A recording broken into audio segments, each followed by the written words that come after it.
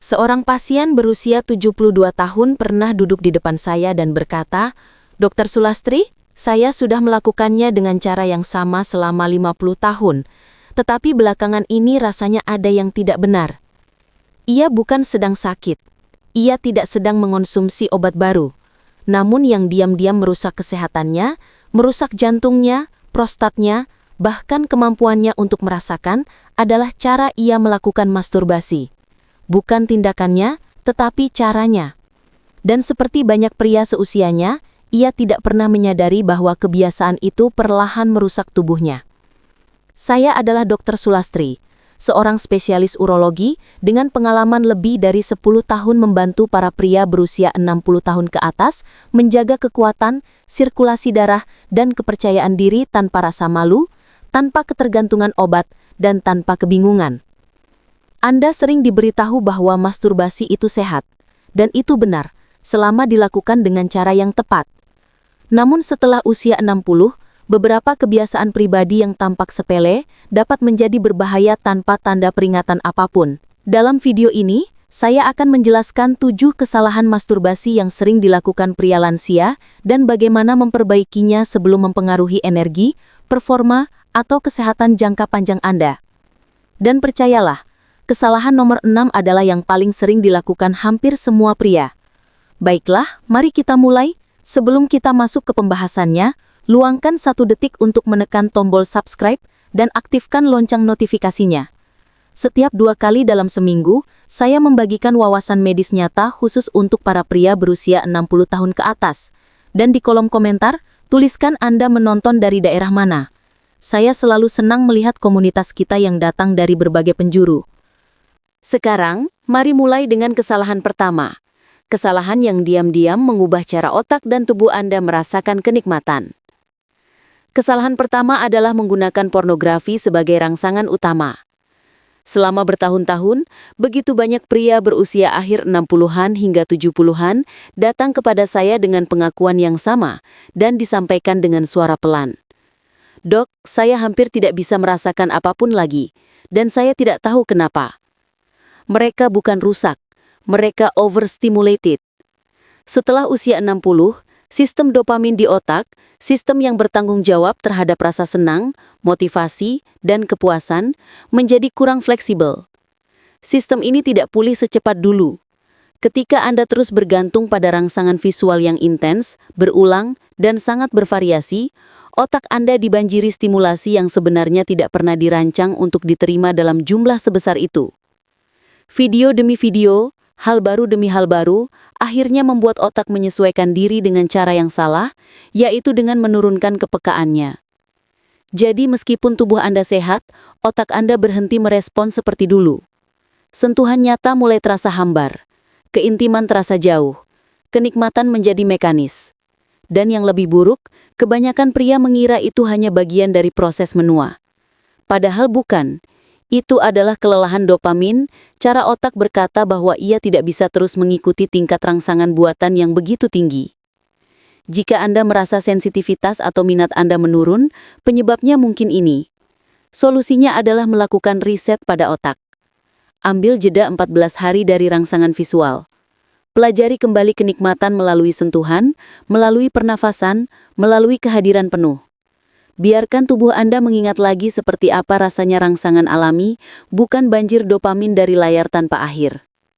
Dan berbicara tentang kebiasaan yang tampak sepele tetapi ternyata berbahaya, kesalahan berikutnya berkaitan dengan tempat di mana banyak pria lansia melakukannya. Kesalahan kedua adalah masturbasi sambil duduk di toilet. Saya tahu, ini terdengar tidak berbahaya, bahkan praktis. Bagi banyak pria lansia, kamar mandi menjadi tempat paling pribadi. Pintu yang bisa dikunci, tidak ada gangguan, tempat yang terasa aman. Tetapi ada bahaya tersembunyi di baliknya. Posisi tubuh yang membungkuk ke depan sambil duduk terlalu lama membatasi aliran darah ke area panggul. Dan setelah usia 60, sirkulasi adalah segalanya. Aliran darah adalah penopang kesehatan prostat, kekuatan ereksi, dan bahkan fungsi kandung kemih. Namun, ketika arteri dan saraf di daerah itu tertekan, apalagi saat Anda sedang menstimulasi diri sendiri, Anda secara diam-diam merusak sistem yang sebenarnya menjaga kesehatan Anda. Saya melihatnya berulang kali di klinik.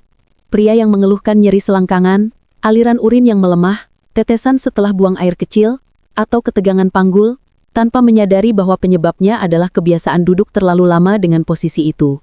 Area panggul membutuhkan ruang dan pergerakan agar tetap sehat. Jadi lain kali, hindari duduk atau membungkuk. Cobalah berdiri, berbaring atau bersandar dengan rileks. Beri tubuh Anda ruang untuk bernafas. Prostat Anda akan berterima kasih. Dan jika itu saja sudah mengejutkan Anda, kesalahan berikutnya bahkan lebih umum, dan bukan tentang posisi, melainkan tentang tempo. Kesalahan ketiga adalah terburu-buru. Salah satu kebiasaan paling merusak yang saya lihat, terutama pada pria lansia, adalah memperlakukan masturbasi seperti tugas yang harus segera diselesaikan. "Ayo cepat saja dok," itu kalimat yang sering saya dengar. Namun ketika Anda terburu-buru, Anda mengirim sinyal yang salah kepada sistem saraf. Denyut jantung naik terlalu cepat, pembuluh darah menyempit.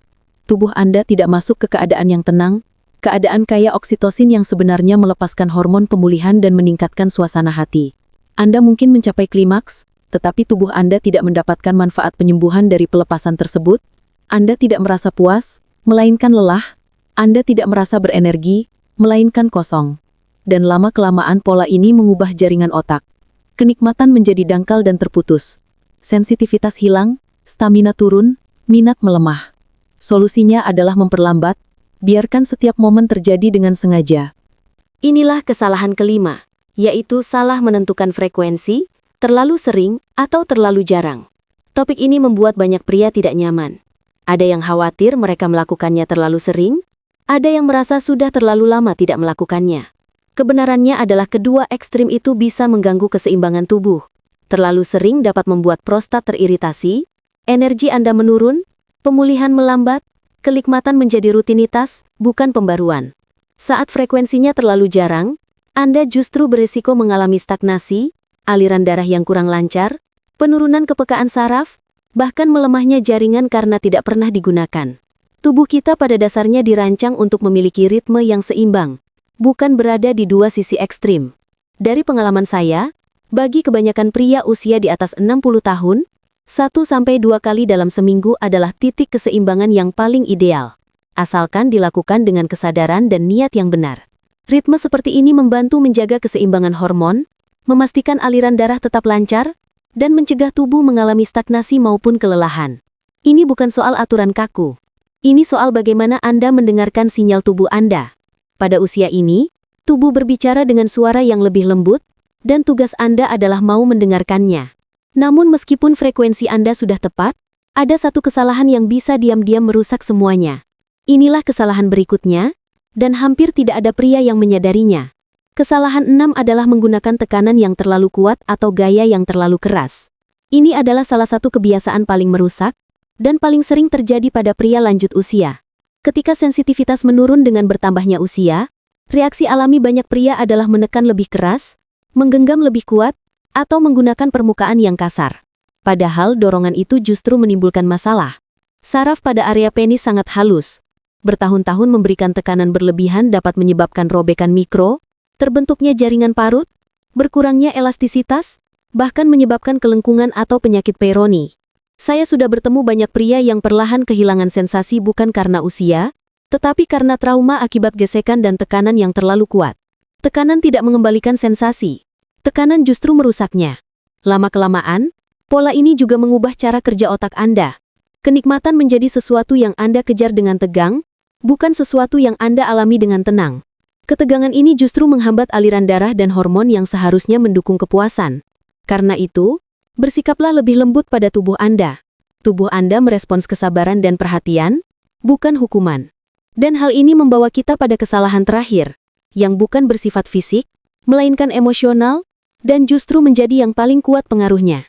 Kesalahan ketujuh adalah melakukan masturbasi tanpa emosi, tanpa keterhubungan, dan tanpa niat. Inilah hal yang paling sering membuat saya sedih. Seiring waktu, banyak pria lanjut usia mulai kehilangan rasa keterhubungan saat menyentuh diri mereka sendiri. Aktivitas itu berubah menjadi rutinitas mekanis, sunyi, dan tanpa kegembiraan. Mereka melakukannya bukan lagi untuk kenikmatan, tetapi karena kebiasaan atau rasa kesepian. Padahal ketika tindakan ini kehilangan unsur emosional, ia juga kehilangan kemampuan penyembuhannya. Otak berhenti melepaskan oksitosin, hormon keterhubungan yang meredakan kecemasan dan membangun rasa bahagia. Dopamin tidak lagi meningkatkan motivasi. Anda mungkin mencapai klimaks, tetapi sesudahnya Anda merasa kosong. Itu bukan tanda penuaan, itu tanda bahwa Anda kehilangan koneksi dengan diri sendiri. Bahkan sentuhan seorang diri pun bisa menjadi sesuatu yang bernilai. Bisa menjadi momen rasa syukur, cara untuk kembali terhubung dengan tubuh, nafas, dan vitalitas Anda. Sentuh diri Anda bukan untuk melarikan diri, tetapi untuk kembali terhubung. Bukan semata untuk pelepasan, tetapi untuk pembaruan. Tubuh Anda tetap milik Anda. Tubuh Anda tetap mampu merasakan. Tubuh Anda tetap berharga. Ketika Anda menghadirkan emosi dan kesadaran kembali dalam momen itu, seluruh sistem saraf Anda mulai pulih dengan cara yang tidak bisa diukur oleh obat apapun. Setelah kita membahas 7 kesalahan tersebut, mari kita rangkum menjadi langkah-langkah sederhana dan praktis.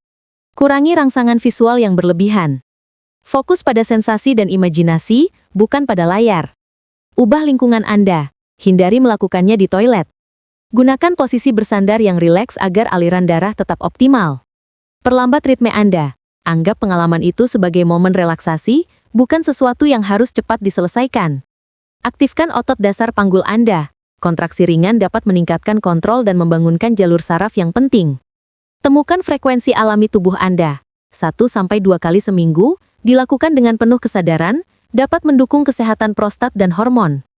Gunakan sentuhan yang lembut. Selalu utamakan kenyamanan dan aliran darah, bukan tekanan keras. Hadirkan kembali unsur emosi. Rasa syukur, pernapasan tenang, dan rasa keterhubungan adalah peningkat performa yang paling kuat. Dan jika Anda sudah mendengarkan sampai sejauh ini, saya ingin berbicara kepada Anda bukan hanya sebagai seorang dokter, tetapi sebagai seorang perempuan yang selama lebih dari 12 tahun mendengarkan banyak pria baik yang diam-diam bergumul dengan hal ini.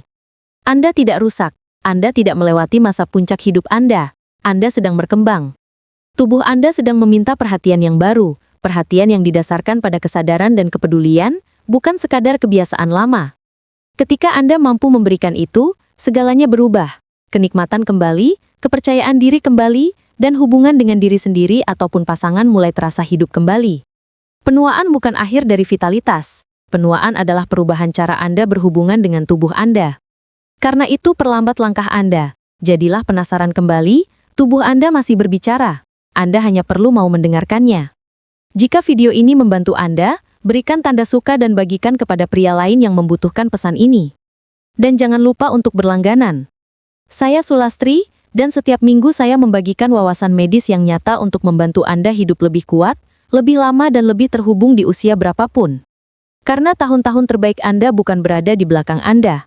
Tahun-tahun terbaik Anda ada di sini, pada cara Anda memilih merawat diri sendiri hari ini.